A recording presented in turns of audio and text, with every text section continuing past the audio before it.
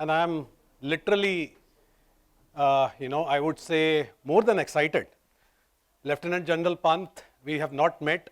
I'm Navin Mehra, student of cybersecurity for 22 years, but I'm still inspired so much after listening you. And in that inspiration, I've cut down my slides because I think the level of knowledge or depth that you covered, various issues that we in real life and in corporate world face in terms of the vast, complex, dynamic cybersecurity world that we are going through. And though I represent an OEM, but as I said, as I'm a student, and I'm trying my best in these last so many years to probably help the industry in various ways with various other technologies that I have worked to probably simplify, make the cybersecurity domain easier to probably adopt. And like you rightly said, people, process, and technology, well, people will always be a very important and critical factor, right? So my job will be here to probably see on how I can simplify this cybersecurity becoming ever complex domain, especially after pandemic.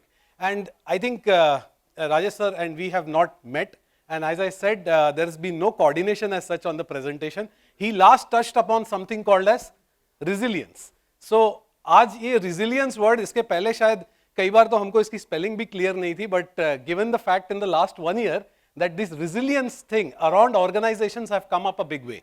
And pandemic has taught us about resilience in one way.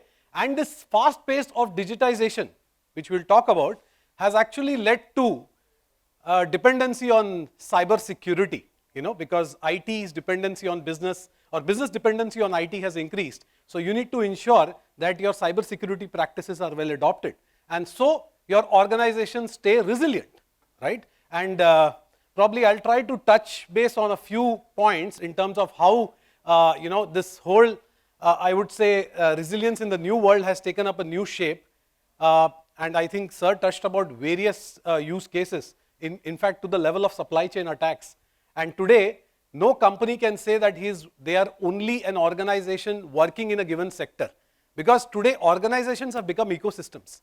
They have got suppliers, they have got consumers which are well connected. Their whole business is on applications. And these applications are again interconnected to various other applications by various other owners. So talking about today, there is a lot of disruption as we are seeing the macro challenges, which we are seeing around in terms, the organizations have to go through various type of, compulsive adoptive changes in terms of either pricing control, in terms of retaining of challenges, education of, knowledge, education of workforce, product and consumer needs in an ecosystem which is very alliance based, So in this entire perspective, to create a growth ecosystem and stay more resilient has become, the key fact. And if you look at it, India's fast pace of digitization has really probably stunned the world, as we know. And if you see, there are various factors. You see the tech economy, the growth of the tech economy, as you see, it's close to reaching probably $1 trillion in terms of by 2030, with more than a billion, close to a billion people probably online. And if you see the manufacturing domain, which is adopting technology in a big way, whether it is interconnected, supply chain, delivery models and others.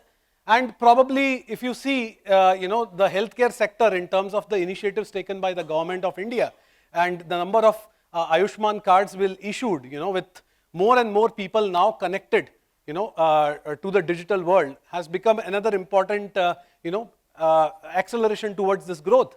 Second largest e-learning market after US, the whole education system, I think, Dr. Pillai, if I'm right, yeah, sir, you touched about the importance and the changing facet of the education industry. So there are various examples in front of us which talks about the pace in which we are experiencing, digital acceleration.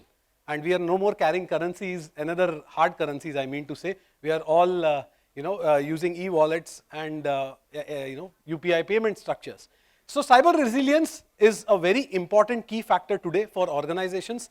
80% of Indian companies have experienced a cyber security event in the last 2 years, though CERT-In has come with a very strong guideline and it has stood to it, saying that you would need to respond of a cyber incident within 6 hours, if I'm right, which stands to the testimonial that yes, there is a lot happening in terms of the undercurrent. And this is actually going to help the organizations in a big way.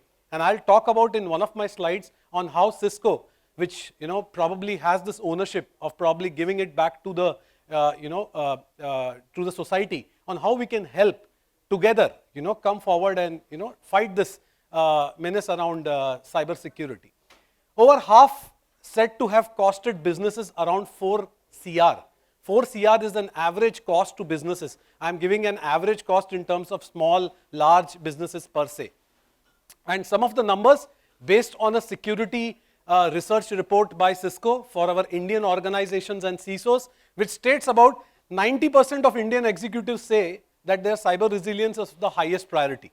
So today, I think it has really touched everybody in terms of how they can ensure their businesses are up and running. Indian organizations have reported close to 62% of organizations have reported breach in that sense. So this is again from the research report. Very importantly, India stands at the number 3 position in APJC in terms of the insider breaches.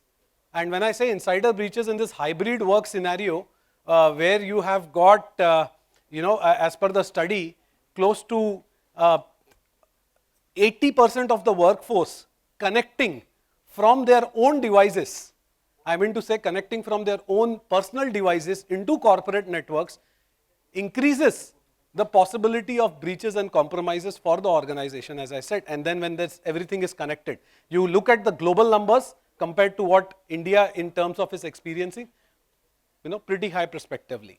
And similarly for network and data breaches, where we stand close to 70% compared to the global numbers, which are around 50%. So there is because yes, we have gone into an era of high digital transformation and growth, there needs to be a very important need, in terms of adopting the right cybersecurity hygiene.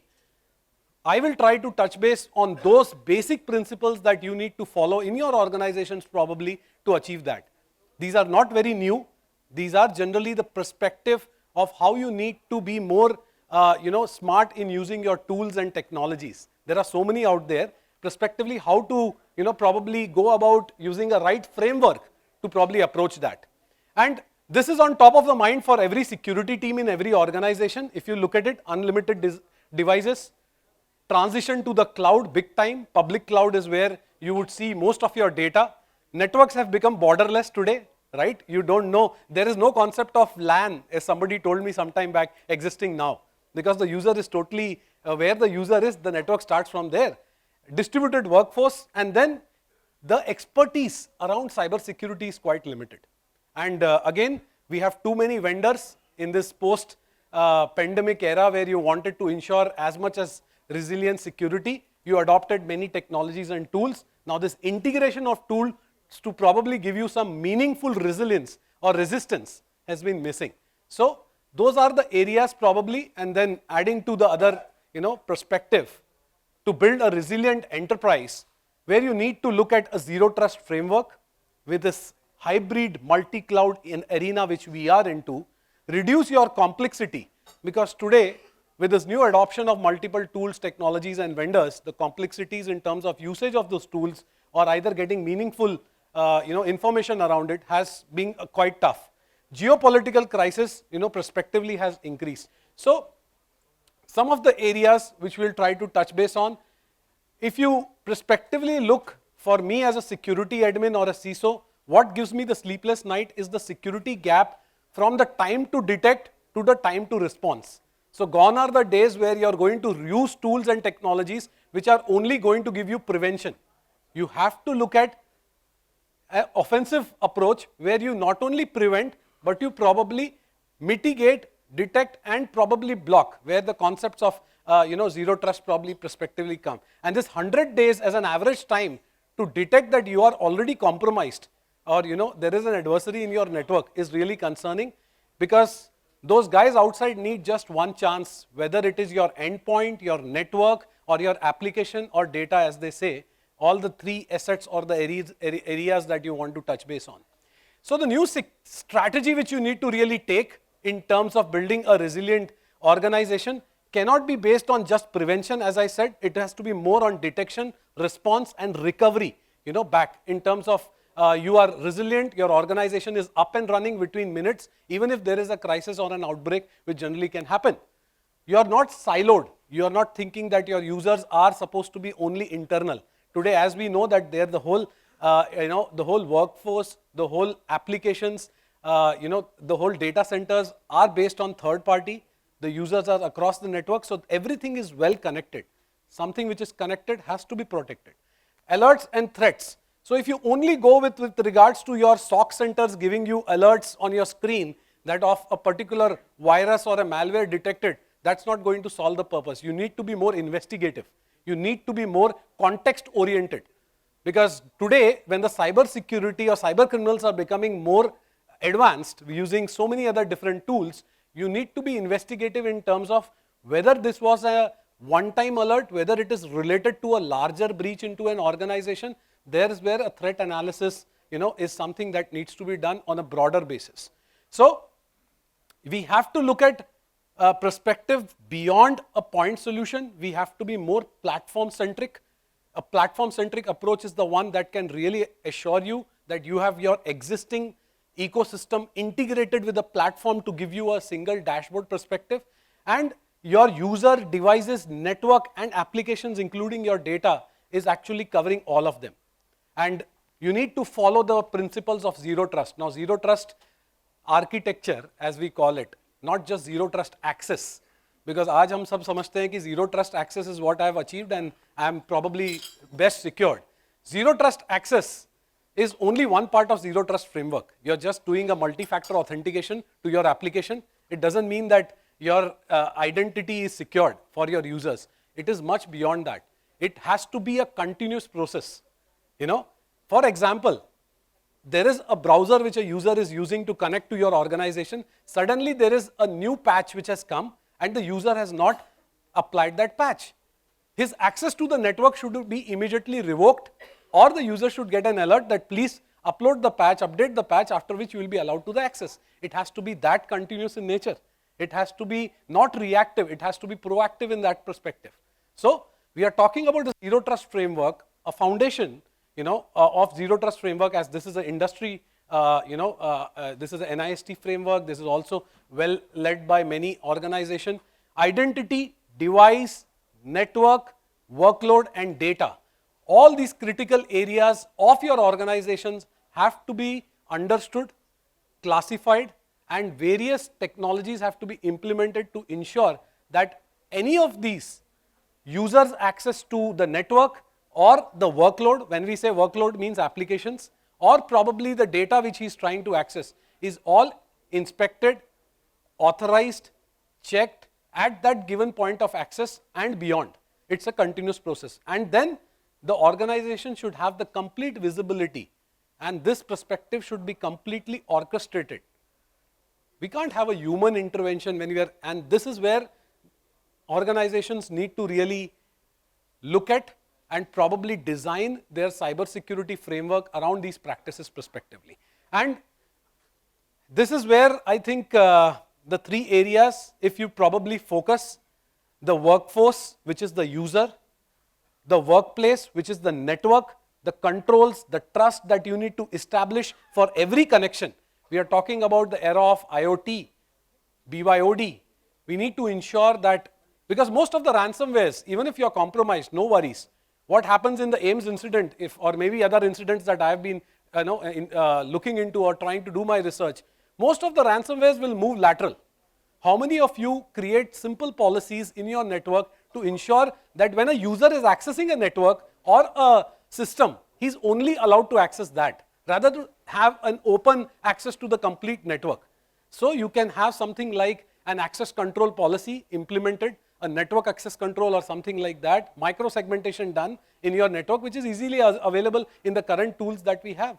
You can restrict the access of that particular payload.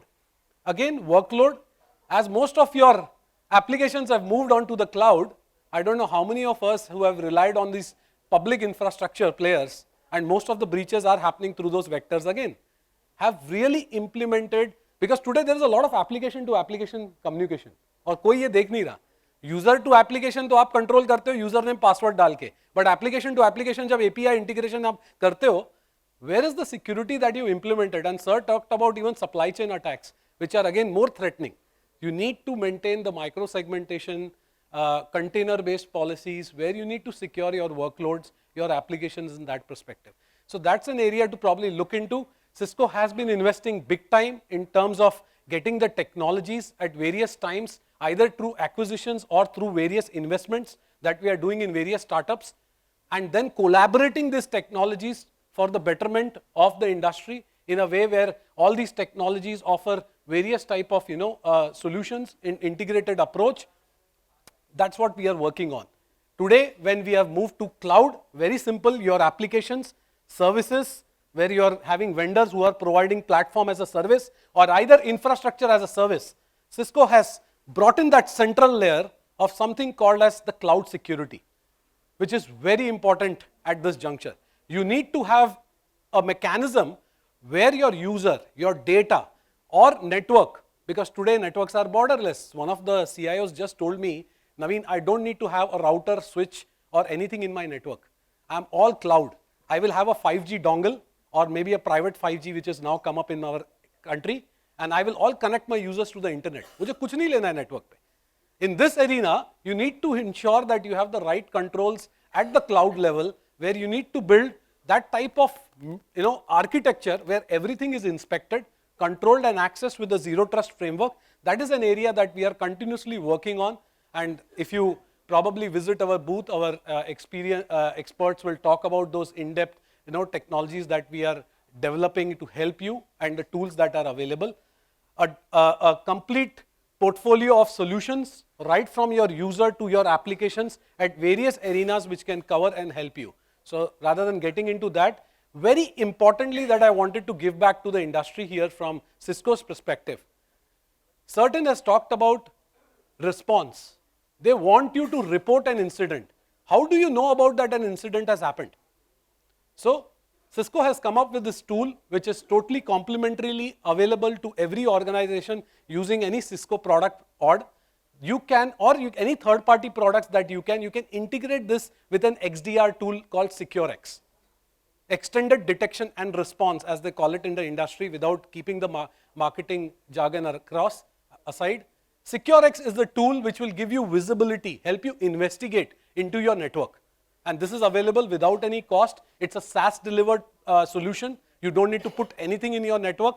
We can just take the telemetry information, give you meaningful alerts, and then even act on those alerts to mitigate that type of attack. You don't need to invest $1 or a rupee in probably those. So my last slide in perspective that we don't want to make security complex. That is the personal vision that I also carry working in this organization. It has to be harmonic. There has to be a harmonious approach towards cybersecurity rather than we panicking around the various concerns that we already have in terms of ensuring that the businesses are up and running. It has to be easy and simplified. It needs you to give visibility. Your team needs to have the operating power to probably take things up. Thank you for your time. If probably we have time for questions, I'll probably take up. But the vision is as simple to make security, easy to adopt and easy to learn. Thank you so much.